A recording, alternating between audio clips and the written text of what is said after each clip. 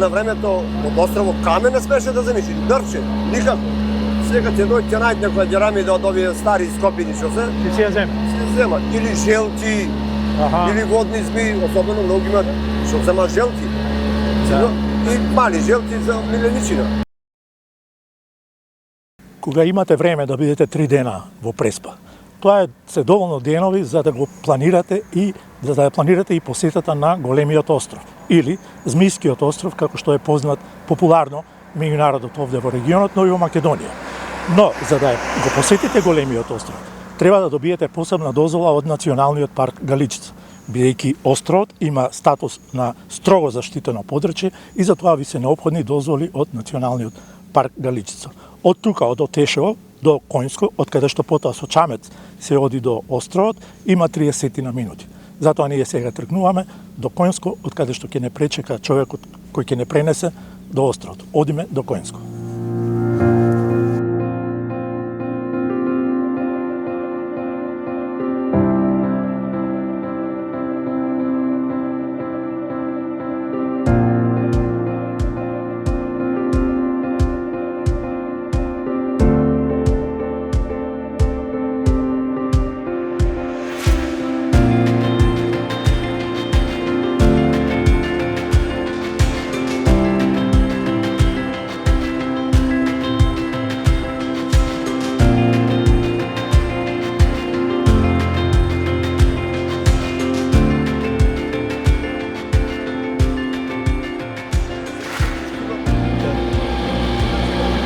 Еве, веќе сме во чамецот од Коњско на пат кон островот. Со нас е господинот Митко Тасевски. Тој е човекот што не пречека, во неговиот чамец се качивме и веќе сме на пат кон островот Голем град. Митко, ти имаш сигурно, тука си стар жител, имаш добра приказна. Ви кажа дека повеќе генерации од твоите се чувари на островот. Ти ја продолжи таа традиција. Да. Дедо ми беше, јас како мало паметам, и тогаш немаше мотори. Со весла одеше дедо ми. Ама тие беа мажи четвртни, ние викаме. После него, татко ми. А од 2006 јас остана без работа и дојдов работа како чувар на островот, ама тоа е островот во состав на Националниот парк. Од 2006 до 16 работа овдека. Кои се вашите обврски? Што значи тоа чувар на островот? Секојдневно патување таму, да внимаваш како се понашаат туристите. Зашто има некои ќе запалат, кршат. Да. И во таа смисла беше и безбедноста на туристите да внимават да не одат надвор од патеките. Зашто имаше белезани патеки. На таа патека можеш да се движиш, не можеш да се движиш кај што сакаш. После друго, островот е во строго заштитена зона. Така е. А строго заштитена зона се знае како е, кој може, како може да посетува.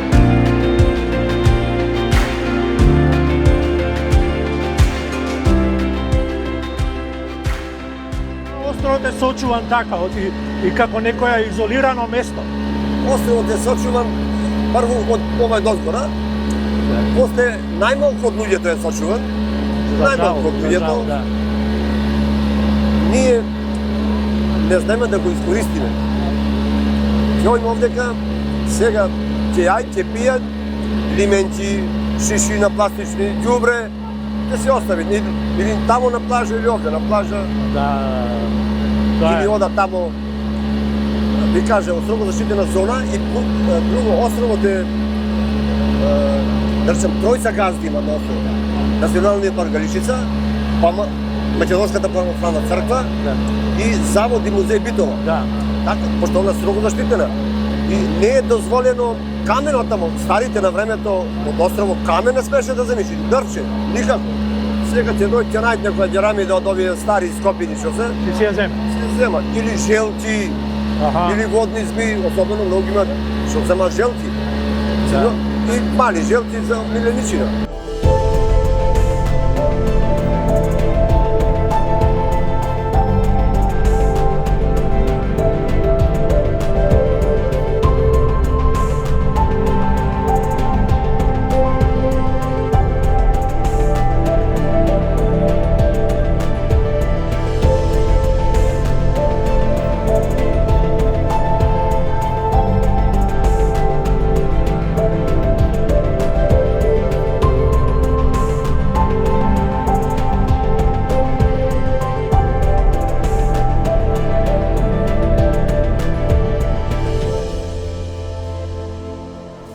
еве стигнавме до црквата Свети Петар, така ли е, Гоце? Така, ова е една од многуте, меѓутоа единствена на островов која што Да. има покрив и можност да се посети, да се влезе внатре и да се видат некои остатоци од византиска уметност. Црквата е изградена во втората половина на 14 век и сликаријата. Денес може ова го видиме.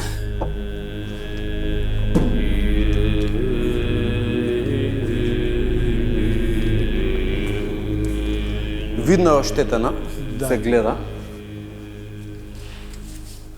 Сепак останало дел од фреско-сликарството таму. Тоа значи дека на островот практично живееле монаси живееле, заради тоа што бил во среден век изолиран. Да. Монашка заедница има на островот, има повеќе цркви и живот. Но има и споменици од рано-христијанскиот период, така? Точно, тука на самите темели, оваа црква е крената на рано-христијанска базилика од прилика 5-6 веќе. Ова е еден од остатоците, препоставувам, Да. дека ова од рано-христијанство, од претходната базилика, стајане тука како сполија. Така. Иначе колку ми се чини 9 или 12 цркви имало така нешто. Така нешто, точно десетина цркви, точно не знам колку. Остатоци од фрески има исто и на другото пристаниште каде што поминавме, на Влаја, гори има остатоци од црква, треба да се доистражи и има остатоци некои од фрески. Меѓутоа срушена е таа црква. Практично он бил последниот жител Калист. Калист бил последниот жител на Од островот, тогаш натаму стални жители и луѓе на островот нема. Луѓе на островот нема. Да. Нема. Значи последен е монах од Калист, мислам во 20-ти години на минатиот век. Он тука бил пратен, колку што знам, сега може и да сгрешам нешто, мислам дека искушеник бил тука. Да, и он сигурно. тука, точно во оваа црква, он доживува просветление. Да. Толку бил уплашен од змиите на островот, што имало многу. Ја го имам тоа посведочено пред 20 на години. Островот, значи буквално стапнуваш, како што стапнавме на островот, првата стапка ти е Меѓу змии. меѓу змии. И идат лево и десно. И одма луѓето се враќаат назад. И затоа е името Змијски остров. Така. Кое што сега не може да се види. Може да ги начекаш на Мрест од јужна страна, меѓутоа не е тоа што беше пред 20 години. А во времето на Калист, кој знае како било, виселе викаат по дрва. Да. И он е тука сам, меѓу толку змии, и си направил кукичка на дрво, што бил уплашен и само јадал тие бобинки, што ќе нашол. После се опушта више, доаѓа уствари во црква и да кажеме се молел на Господ. И молејќи се така во еден момент ги отвара очите и све околу него е змии. И тоаш више го губи стравот од змиите, почиња да лови риба и така натаму. Така. Иначе има еден интересен податок, не знам колку е мит, колку е надополнет, за после Линденското востание. Предпоставам заради тоа што островот бил изолиран, тука се криеле комитите кои под напливот на османлинските војски да ги заробат, тоа им било нешто како за солниште. Островот. Може би е мит, бидејќи имало толку многу змии, што комитите ви се уплашиле, мислам, од змиите, не знам. Не сум го слушнал јас ова. Да. Не ми е познат. Океј. Да. Добро, да продолжиме понатаму. Ајде.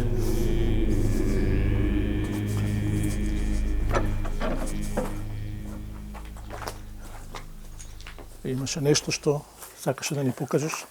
Така. Црквата била и надворешно насликана, тука се некои остатоци. Во долниот дел можеме да видиме делови од животот на Богородица. Многу битна фреска е во горната зона, битна, значајна. Е редок приказ во византиската уметност, на многу ретко се среќа оваа фреска, тоа е освојувањето на Цариград. Аха. Тоа се зидините на Цариград. Да. Она се турците на Чамци, а тамо се византиците ги бранат зидините. Да, наистина. Тоа е реткост во византиската уметност и тука го имаме.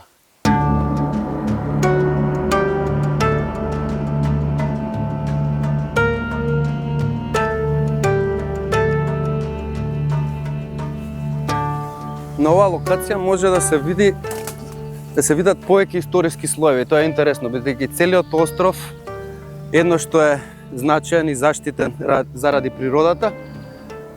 Второ, целиот е еден голем археолошки локалитет.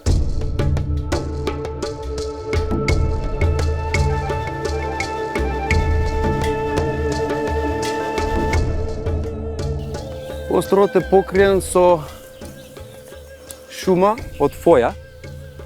Растението фоја е медитеранско растение, зимзелено, несвојствено за тука и затоа за островот Големград се збори дека има микроклима, континентално-медитеранска, мислам дека беше. Фојата е карактеристична за островот, за селото Коњско, пределот према Албанија, од Коњско према Албанија, таму ја наоѓаме фојата и кај Отешево. Кај Отешево и кај Сирхан. И толку, на ниедно друго место на Преспанско езеро ја нема фојата. Тука е многу стара шумата, како што може да се види некои од дрвата се природно паднати и мене ми се многу интересни бидејќи Да. имаат многу интересна форма и се како природни скулптури. Даваат посебна убавина на шумата во островот. Се осеќа дека е стара шума. Ова е млечка, така викаат народно.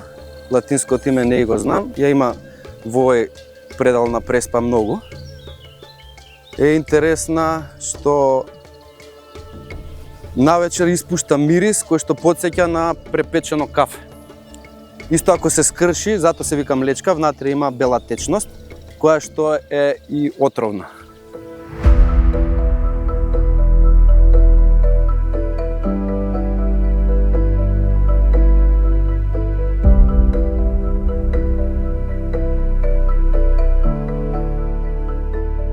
Гоце, каде сме сега? Сега сме на јужната страна на островот, што гледа према Грција. Близу сме до второто пристаниште, тука е второто пристаниште на островот, се вика Влаја. И исто интересно за живиот свет, тука бидејќи е јужна страна, животните сакаат, посебно ладнокрвните, змиите, сакаат да се печат на оваа страна, да акумулираат енергија преку ден. И најголемата концентрација на поскок на островот, колку што знам, се наоѓа тука. Тука, да. На оваа страна од островот. А ние стоиме пак на археолошки дел на археолошка градба. Тука пак имаме повеќе слоеви. На исто ово место се наоѓа и црква од 14 век, а во римско време овој дел бил служен како цистерна, каптажа за собирање на вода, дождовница.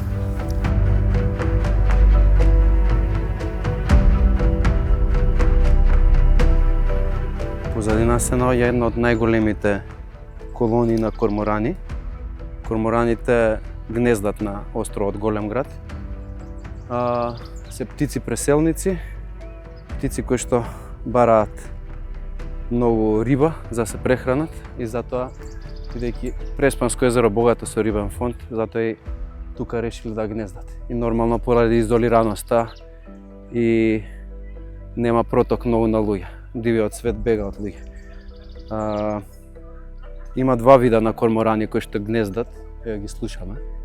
Блиску сме до нив. Не идеме премногу блиску за да не ги вознемириме. Тука гнездат два вида на корморани, големиот корморан, Great Cormorant и Pygmy Cormorant, малиот корморан, не знам на македонски како е. Исто има и чапи кои што гнездат на островот, а пеликаните мислам дека гнездат на Мало Преспанско езеро. А тука доаѓаат преку ден да ловат риба заедно со кормораните, бидејќи се они се во симбиоза некоја за да преживеат. Пеликанот не може да лови риба без корморанот. Корморанот е гњурец, гњурнува длабоко, ја носи рибата на површината, пеликанот доаѓа бидејќи има тромав труп, големи се многу и лесни се и не можат да гњурнат, затоа имаат огромни клунови пеликаните. Го нурнуваат клунот и ја вадат рибата, пак со помош на корморанот. Така да кормораните им се помошници на пеликаните. Би рекла, еден пеликан треба, така, се не знам дали се неухранет или доволно се хранат преспанските пеликани, затоа што и рибата исчезнува со климатските промени и со риболовот што се случува. Нив им треба 7 кила дневно риба за да преживеат. за да преживеат. Истори, еден здрав пеликан треба да изеде 7 кила риба дневно. Тоа е многу.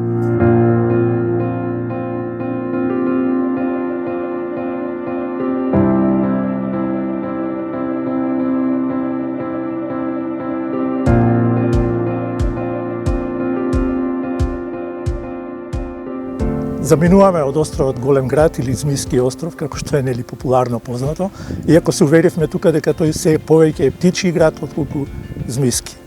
Спомените ќе останат за секогаш, впечатоците се многу длабоки, многу голема благодарност до Гоце Евтимов кој беше постојано со нас и до Митко Тасевски кој не донесе тука, еве сега се враќаме со него назад и со тоа ја завршуваме приказната за ова наше патување.